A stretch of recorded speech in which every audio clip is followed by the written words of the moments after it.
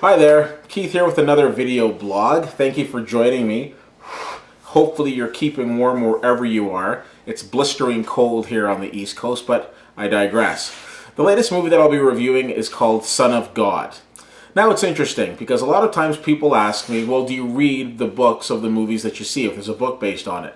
And most of the times I do not.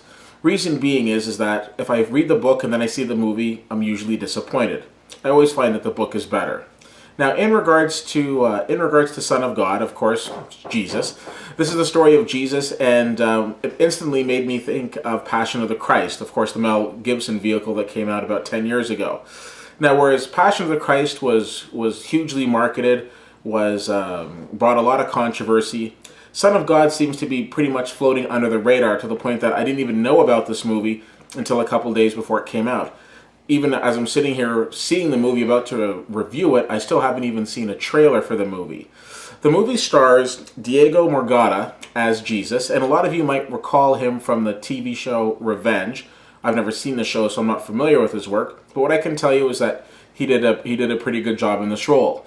It's going to be very easy to compare this movie to Passion of the Christ, and what I will tell you is, while I absolutely loved Passion of the Christ, this movie was very good, but it's not necessarily at the Passion of the Christ level.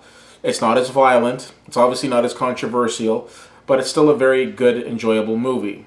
But the thing of it is that I can say that this movie isn't going to be for everybody. We don't tend to see a lot of religious movies. Other than Passion of the Christ, I think some of the last religious movies I can think of off the top of my head would be Ten Commandments and The Greatest Story Ever Told. We don't see a lot of religious movies. We see a lot of movies about the devil and about cults and things of that nature, but we don't.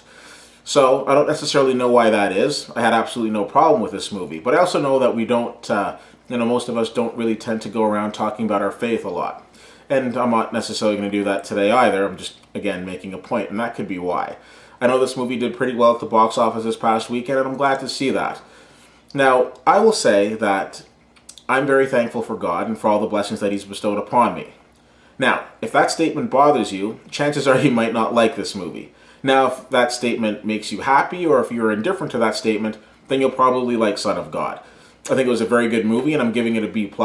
I'd give Passion an A+, but again, this movie is probably more of a watered-down version of it. We deal with aspects of Jesus' life from when he was young, and then we go into, of course, his betrayal and then his crucifixion and resurrection.